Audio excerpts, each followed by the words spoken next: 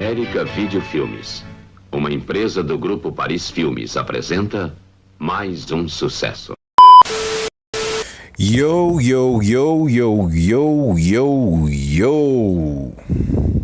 Hack the Betting here, seu apresentador, seu host, seu amigo, companheiro, quase irmão, seu ursinho carinhoso favorito. É aquele que é mal-humorado, né, que tem uma nuvenzinha sinistra na barriga, né? Aquele sou eu. Sim, Hack the Bear, acompanhado sempre da lenda do homem, da coruja, do mito, Sebastian Lafayette. E juntos formamos, vocês sabem, o Power Duo, conhecido coletivamente como Groselha on the Rocks. E dessa vez, estamos aqui para falar de Motendo / Life Death Parte 1, que, olha só o twist, né, minha gente? Não era um episódio de nome duplo, mas 2 mini episódios que juntos formam o 4º capítulo, a 4ª entrada de X-Men 97.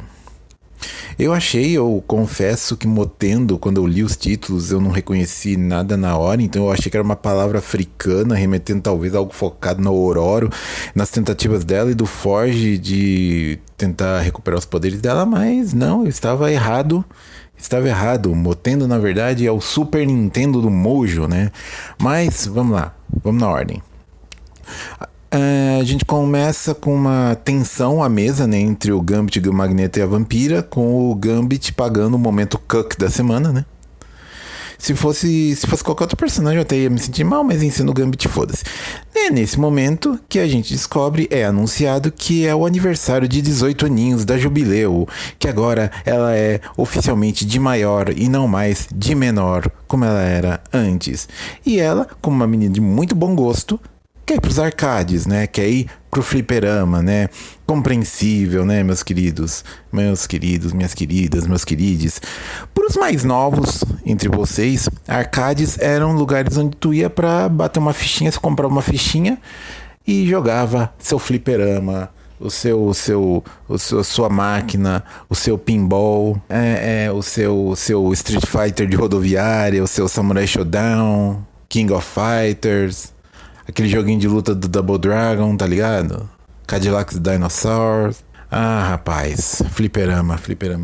Vou me permitir uma pequena divagaçãozinha aqui. Moro há 20 anos em São Paulo. E salvo uma vez lá pelos anos 2010. Eu nunca consegui realizar um sonho meu que é tipo... te pegar um dia, tirar, sabe, uma nota de 50. Ir pra um fliperama, botar na mão do tio e falar... Make it rain. Joga tudo isso de fichinha em cima de mim. Fichinha mesmo. Sem essas de Playland, de fliperama de shopping, sabe? Esses que tem esses cartãozinhos de crédito superfaturado que tu bota uma carga e é tipo 5 mil reais a hora, tá ligado? Não, o fliperama de bairro mesmo, esses de fichinha. Em que as máquinas tem até cinzeirinho, né? Porque eles sabem exatamente pro público, com qual público eles estão trabalhando, né? Tinha um lá na Sé, fechou. O que eu fui na Augusta fechou. Eu sei que tem um lá no Tatuapé, que eu acho que é de fichinha, eu acho que é true, for real. E esse eu ainda tenho vontade de ir um dia. E olha que eu tenho PS4, mas não é pelo jogo em si, é a experiência, né, meus queridos? É a experiência de estar lá jogando, pegar uma latinha de cerveja, voltar... ver o sujeito olhando cobiçosamente, pensando se ele bota uma fichinha e tira um contra, né? E aí rola aquela tensão que em cidades do interior virava até porradaria se você não tomasse cuidado, né? Mas enfim, estou divagando. Então a Jubileu quer ir bater aquele Street Fighter de rodoviário no fliperama, o Magneto não deixa, ela fica puta, corre pro quarto dela, né? Ela até comenta, né? É um momento de foreshadowing, né? Dos adultos do grupo, dela comentando que os adultos do grupo estão na ONU, né? Pleiteando que Genosha seja reconhecida como um país, né? Como uma nação soberana. Será que a gente vai ver os eventos de distinção adaptados? E distinção é o segundo grande momento dos X-Men nos quadrinhos, o primeiro pós a saída do Chris Claremont, né? E é parte de um dos 3 grandes momentos da história dos X-Men. O primeiro é toda a fase do Claremont, o segundo é o New X-Men do Grant Morrison, que é onde rola, né, começa com a extinção, e o terceiro é a atual fase, que é a fase krakoana, né, do Hickman. Minha pergunta é, se eles vão mesmo adaptar a extinção, eles vão full gore, a gente vai ver os Mega Sentinela matando 16 milhões de mutantes. Eu tô ansioso, eu adoro a distinção, então... E o Foreshadow já tava lá nos episódios anteriores, né? O Magneto menciona que ele levou os Morlocks pra Genosha. Tem um outro detalhe que eu comento mais tarde que prenuncia que a gente pode estar indo mesmo pra essa direção. Mas eu falo quando chega a hora. Fora que a ideia de eles estarem trabalhando com a ideia de uma nação mutante abre a possibilidade para talvez vermos Krakoa numa futura terceira, quarta, quinta temporada, né? Vai saber. O viúvo de Krakoa em mim, né, já tá aqui ansioso, querendo qualquer migalha possível. Então, no quarto dela, tá Jubileu e o Roberto. E ela querendo só jogar uns videogamezinhos, e aí aparece aquele console no quarto dela, aquele videogame, né, o que parece uma mistura de um Super Nintendo com um Sega Genesis, como diria o Notorious, né? Super Nintendo, Sega Genesis. Com uma fita, né, dos X-Men. E aí, dessa máquina sai tentáculo pra tudo que é lado. E se vocês prestarem atenção, vocês sabem que tipo, o episódio já antecipou, já deu um pequeno anúncio de quem era o vilão do episódio, porque antes de aparecer o console do Motendo, né, o aparelho, a gente vê um plushzinho do Longshot ali no canto, né? Bom, sai tentáculo de tudo que é lado e os meninos são plugados e são levados pra Matrix, né? E rapidão, antes de qualquer coisa, eu vou devagar de novo, mas é só um comentário do Roberto sendo escroto. Pô, tipo, 98 que a série tá se passando, certo? Nessa época já era legal curtir videogames. Ele faz aquele comentário de que, tipo, ele preferia que a mãe dele descobrisse que ele é mutante do que ser visto jogando videogames, né? Mas se eu me lembro bem, 98 já era maneiro você gostar de videogames. Não era coisa de nerd mais. Porra, é o ano do Dreamcast, já tinha o Nintendo 64, já tinha o PlayStation original, né? Em termos de joguinho, já tinha o Pokémon, né? O original, aquele em que você podia escolher entre o Squirtle, o Charmander, ou se você quisesse fazer a escolha correta, você optaria, obviamente, pelo Bulbasauro. A gente tinha... Deixa eu ver no Google... a gente tinha, olha isso, Half-Life, Tekken 3, Resident Evil 2, GoldenEye. Porra, mano, na moral, esse maluco é moleque de apartamento, ele devia adorar game, que nem todo playboyzinho, não sei, eu venho do interior, mas na minha cidade, menino do interior, sabe, é daqueles que tipo, comprava o console 5 minutos depois de sair da fábrica, o negócio já ia direto da fábrica, já era embalado e ia direto pra casa do maluco, que depois ficava cantando de galo, né? Eu tenho, sabe? Ele tem cara de ser aqueles carinha que compra o negócio ainda na fase de protótipo, tá ligado? Tipo aquele maluco brasileiro que comprou um PS4 no dia que chegou, literalmente no dia que chegou aqui no Brasil, né? Acho que ele pagou quase 5 mil reais, se eu me lembro bem. Então ele vem com esse papinho de eu sou adulto demais pra games. Vai tosar um poodle. Filha da puta. Os dois percebem que estão em um videogame, recriando momentos da vida da Jubileu, né? Alguns combates depois finalmente é revelado que o autor desse quiprocó todo é ninguém menos que o Mojo. Sim, o Mojo, o regente do Mojoverso, que mudou dos filmes pros games e pretende usar a vida da guria como insumo pros joguinhos que vão prender a atenção de milhões do povo do Mojoverso. Vocês notaram como o Mojo aparece num primeiro momento magrão, né? Eu achei particularmente esperto dos criadores essa sacada, porque, tipo, ele é o regente de uma sociedade que gira em torno de programas de TV e audiência, né? E X-Men, a série, né, de animação, ela tava congelada desde que ela acabou, desde que ela foi cancelada pela Fox em 97. Então não tinha ninguém olhando para esse universo e, por consequência, não tinha ninguém olhando para ele, pro Mojo, né? E como todo produtor de TV, e devo salientar aqui, como qualquer criador de conteúdo pode garantir para vocês, crianças, se não tem ninguém olhando pro que a gente faz, é como se a gente não existisse. Inclusive, esse é o momento que eu digo para vocês darem like, ativarem o sininho e se inscreverem nessa bagaça desse canal. Ok? É legal também observar que ao fazer essa transição do cinema para os games, o Mojo não só deixa claro que ele tem faro para os negócios, porque ele já instintivamente sente o rumo que o dinheiro, né, que a grana, que é a bufunfa que o papel vai tomar nos anos seguintes, né? Para quem não sabe, a indústria de games hoje em dia, e já faz um certo tempo, já tem mais dinheiro girando em torno dela do que nas indústrias de cinema e música juntas, ok?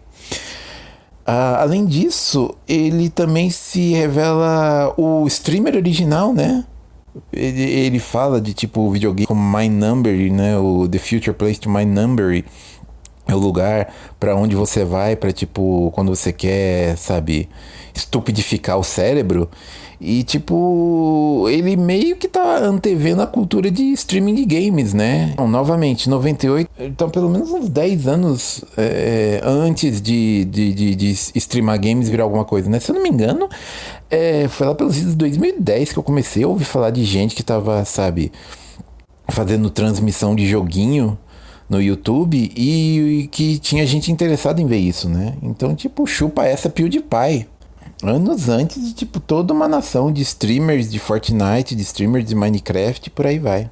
O Mojo chega na miúda, né? Tipo um traficante pra jubileu, né? E ele tá tentando seduzir a menina pra ela comprar o produto que ele tá vendendo, né? E que produto que é esse? Nostalgia. Naquele mundo construído pelo Mojo, ela tá segura, né? E esse é um tema que vai estar também em Life Death, né? No segundo episódio, na segunda metade desse episódio, né? Quando temas adultos invadem a vida dos mutantes, né, eles vêm na forma de dramas da vida real, tipo programa de divórcio, discussões de tretas político-diplomáticas envolvendo a nação mutante, né?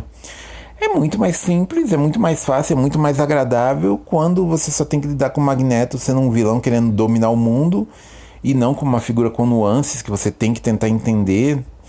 Ou quando o desafio vem na forma de robôs gigantes socáveis, né, e não de conceitos abstratos complexos. Além disso, aquele é um mundo feito a partir das memórias dela, então tudo ali é safe, tudo ali é reconhecível.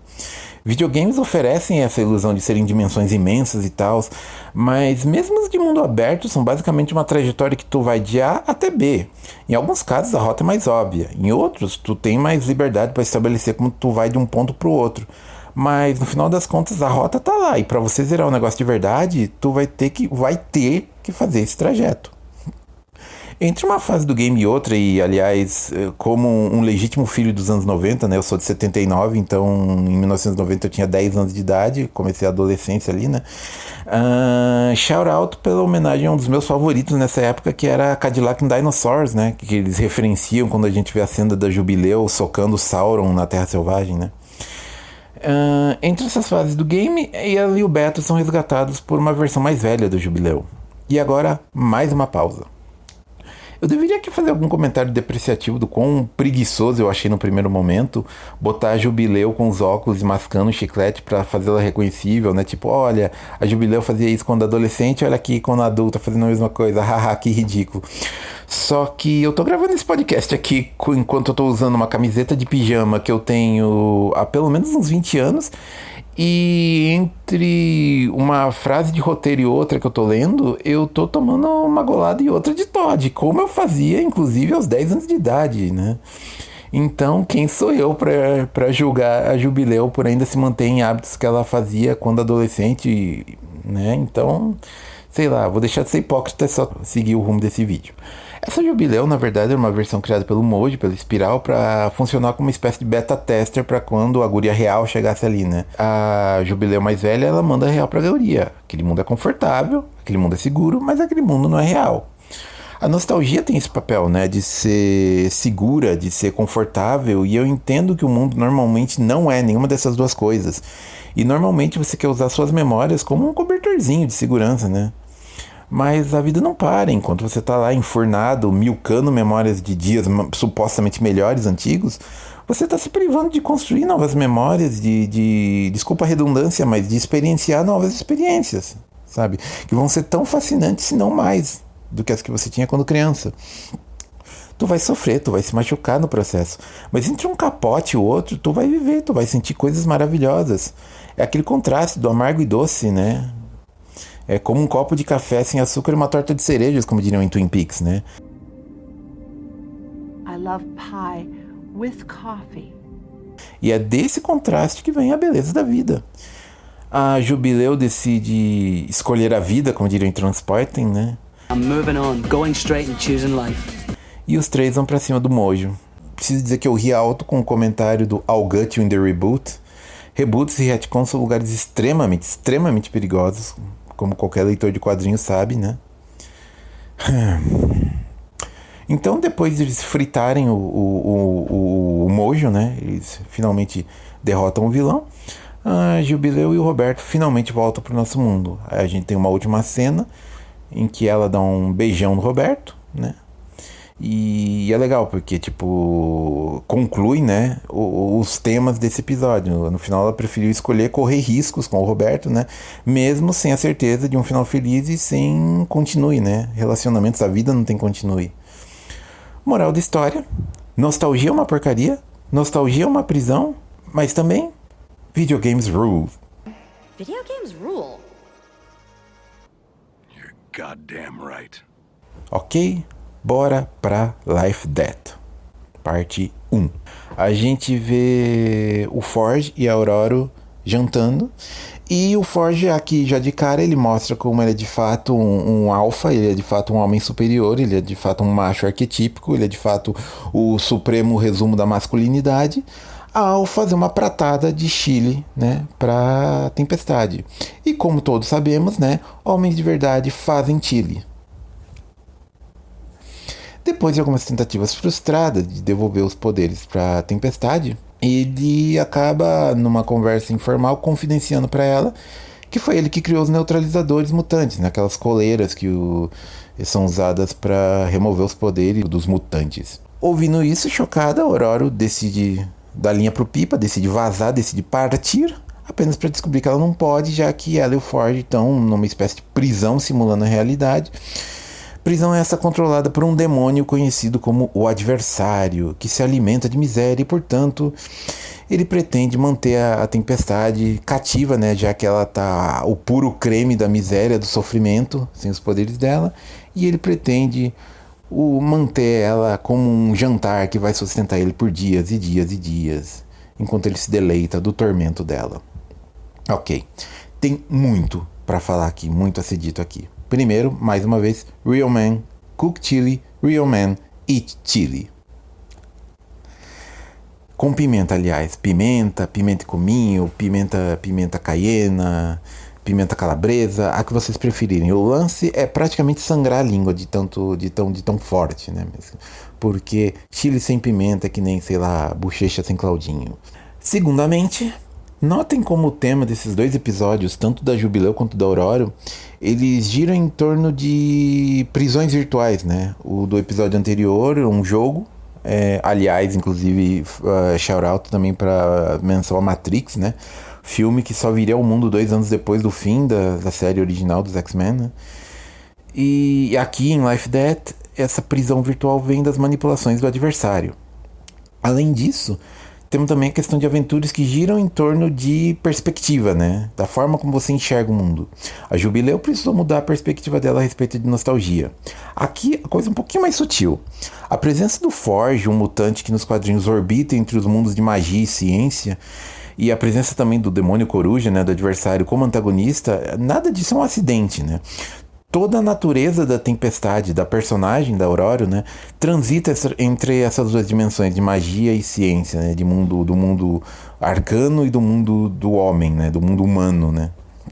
Ela é fruto de uma mutação genética que fez com que ela fosse vista como deusa por uma boa parte da vida dela. E, de fato, ela tem poderes grandiosos. Ela é uma mutante nível ômega, né? Ela tem poderes a ponto de poder confortavelmente ser reconhecida, ser descrita ela própria como uma deusa, né, como algo divino. Quando ela recupera esses poderes na HQ, né, no final de A Queda de Mutantes, é também através de uma junção entre magia e tecnologia. Uma coisa que eu sempre achei cringe na série dos X-Men, mas que eu acho que vai ser trabalhada exatamente aqui, nesse enfoque sobre o qual a gente está falando aqui, é o jeito como eles fazem a Tempestade falar, né? Aquela coisa meio cafona, meio over the top, do jeito que ela invoca os poderes dela, né? Aqui, no entanto, o que eu achava que era só preciosismo nostálgico, né? Eles mantiveram porque era assim que ela falava antes. Na verdade, eu acho que vai virar um tema a ser trabalhado aqui, né? Notem que quando ela invoca os poderes, ela de fato invoca esses poderes. Ela usa a frase de efeito cheia de verbo no imperativo, né? Só que assim, magia gira em torno, sim, de impor sua vontade sobre o mundo. Mas tem um passo que é o momento que precede esse, né? E esse passo é o momento em que você abstrai, você elimina o ego. Magia gira em torno da eliminação do ego. Todo ato mágico, que eu lembro do curtíssimo período em que eu estudei essas paradas, é um ato humilde, profundamente humilde, um ato de humildade, porque é você se colocando sob desígnio de forças maiores e muito, muito, muito mais antigas que você.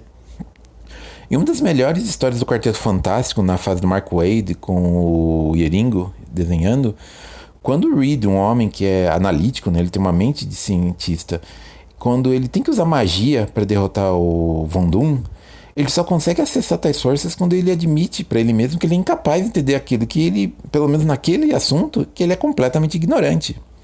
Lembram também do Vegeta, quando ele vira Saiyajin pela primeira vez, que é exatamente quando ele admite, ele para de tentar forçar isso acontecer, ele só admite que o Goku é melhor que ele?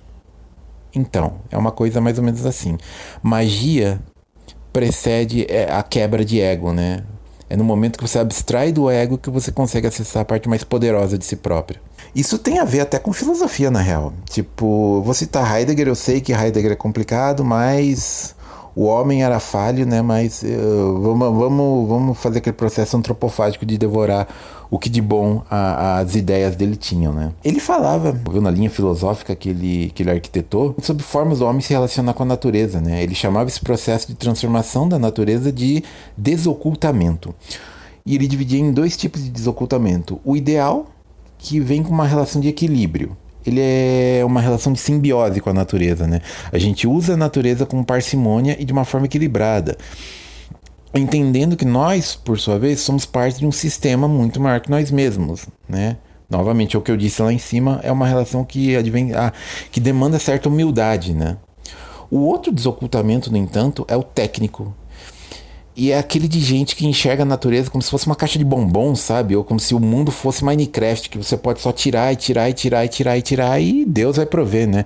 Não é pra menos que, tipo, o religioso, ele defende muito isso, né? Por ser bíblico, esse negócio de, tipo, o mundo é sua ostra, né? E é exatamente essa mentalidade do executamento técnico do mundo como um lugar que você pode apenas aproveitar como uma caixa de ferramentas que você tira sem botar nada de volta, que trouxe a gente ao momento que a gente vive atualmente. A gente às portas de uma crise climática, a gente num mundo em que as pessoas não têm o que comer, mesmo num mundo que pode, de fato, que tem recursos para suprir a humanidade. A gente pode produzir comida para todo mundo ter o que comer, mas quem é incapaz de fazer isso porque, né, foca em capitalismo. Algo me diz que esse vai ser o enfoque que eles vão adotar na série. Através de vamos chamar assim, um recém-descoberto equilíbrio com as forças da natureza, né, com os elementos mais essenciais da natureza, a Aurora vai readquirir os poderes dela. Não mais como uma rainha dos elementos, porque rainha implica em monarquia, monarquia implica em hierarquia, né? Mas como uma aliada, não mais uma relação vertical, né, mas uma relação horizontal com os elementos. Ainda sobre Life Death. Vocês notaram as cores do neutralizador que o Forge estava mexendo, né? Notaram que são cores familiares, né? São cores de um outro homem de tecnologia do universo da Marvel, né? Um certo bilionário, playboy, filantropo e tal, né? Eu menciono isso porque eu falei de E de extinção acima, né? E de E for Extinction. E essa é uma saga que perpassa pelos sentinelas, tanto no começo quanto mais pro final dela, né? Quando aparece o Sublime, mas eu não vou falar sobre isso ainda. Os sentinelas são máquinas tecnológicas criadas para caçar e eliminar mutantes. Criadas por um homem chamado Bolivar Trask. Trask que e me levou anos para anotar isso, eu me sinto muito estúpido toda vez que eu reconheço isso, mas novamente humildade, né? Trask que é um anagrama de Stark. Todo mundo que eu vi comentando a série pirou naquele mural do Forge em que aparece o X-Factor, né? Que, aliás, é o braço mutante do governo, né? Um grupo de mutantes trabalhando para o governo federal americano, né? Braço forte, mão mutante, né? Mas eu vi menos gente comentando sobre outra foto naquela parede. Essa aqui. Se vocês prestarem atenção, os leitores de longa data, o pessoal que estava lendo gibi dos X-Men nos anos 90 e comecinho dos 2000, né? Eles vão notar que o Forge está de braço dado com alguém com uniforme que é familiar pra gente, né? Que é o Bastion. O Bastion é um super sentinela humanoide que foi, por sua vez, o pivô do evento mutante conhecido como Operação Tolerância Zero. E que depois disso ele vai voltar para atormentar os personagens já na fase de São Francisco, quando ele vai representar a maior ameaça, até aquele momento pelo menos, para a Utopia, né? Utopia, para quem não leu X-Men em 2000, 2010, foi uma espécie de nação mutante que vem depois de Genosha, um oásis mutante conhecido lá nas proximidades de São Francisco, né? Feito em cima dos restos do asteroide M. E ele vem entre Genosha, né? Depois da destruição de Genosha, e antes, por sua vez, da outra nação mutante, né, que é Krakoa. Foi Krakoa, né? Eu não acho que eles vão ter tempo hábil para introduzir a Cassandra Nova Xavier na série, que é ela que foi a responsável pelo massacre de Genosha. Então, provavelmente, o papel de articulador desse genocídio vai cair sobre os ombros do Bastion. Tem essa impressão, né?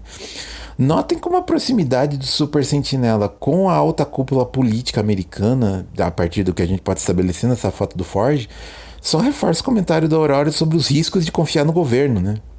Sério, tudo aqui berra Krakoa, como rolou nos quadrinhos, os mutantes estivessem rumo a descobrir as falhas do sonho do Professor Xavier, o sonho da convivência pacífica entre humanos e mutantes, e que talvez, como aconteceu, e o Ciclope foi o grande articulador disso, né? Talvez seja hora deles pensarem num sonho novo, né? Num sonho melhor. Talvez uma nação mutante, né? Ah lá, estão deixando os viúvos de Krakoa sonharem, né? Outro detalhe, o Forge menciona que os neutralizadores foram aperfeiçoados a partir dos projetos originais que ele desenhou, né?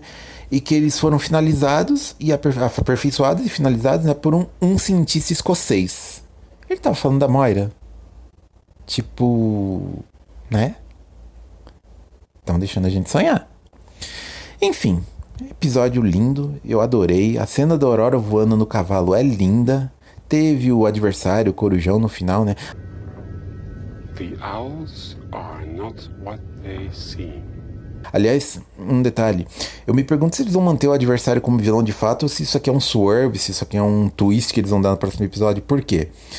Porque, de acordo com os planos originais do Chris Claremont, na época que ele estava escrevendo A Queda de Mutantes, né, ele considerou usar o Shadow King, né, que era para ser, né, o grande antagonista de toda a fase dele no título dos Mutantes, como o vilão, né, nesse arco.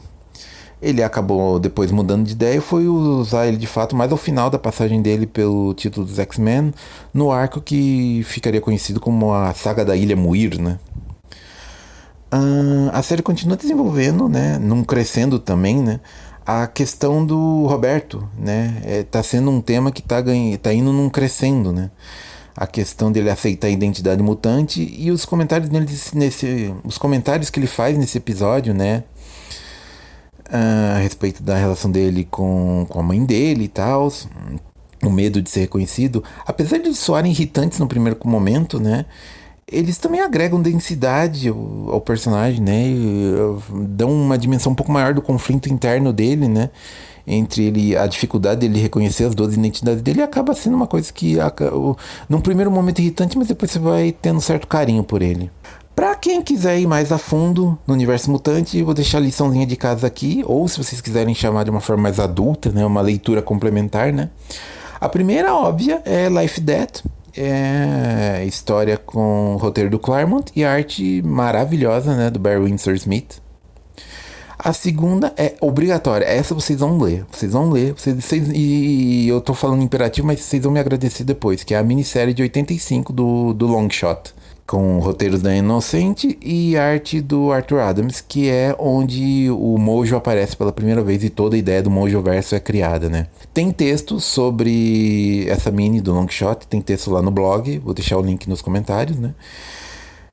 Para quem quiser conhecer mais o Mojoverso e ler uma história que é absolutamente maravilhosa, sobre os aspectos mais sinistros da indústria de quadrinhos e da indústria de entretenimento no geral, é leitura essencial. E eu deixo também aqui, menciono que tem eu não vou lembrar qual o número exato, mas Recentemente a Marvel publicou X-Men Legacy, que é a ideia de equipes consagradas de criadores de histórias dos mutantes voltando para escrever um pouco mais continuações ou complementos de histórias que eles fizeram. Teve o casal Simonson voltando para escrever X-Factor, teve o Peter David voltando para escrever a fase dele do X-Factor, né? E a Inocente voltou para escrever uma historinha que é uma espécie de pós-fácil da minissérie do Longshot, né? Ela sempre quis lançar uma sequência, acabou não rolando. Mas então foi legal ver. São 2 edições que são uma revisita a esse universo que eu achei bem legal. É isso, crianças. Ficamos por aqui.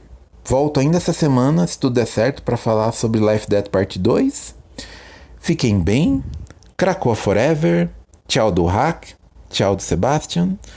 Choose Life. I'm moving on, going straight and choosing life. Comam chili com carne, vegetariano, vegano, que nem o meu é vegano, eu não boto carne moída. Dane-se qual é a versão, só comam chili, sentem a mão da pimenta porque é bom pra caramba, né? Joguem videogames ruled. Eu acabei de zerar Valiant Hearts, zerei ontem, eu tô começando Celeste, né? Divirtam-se e tchau! Sweet!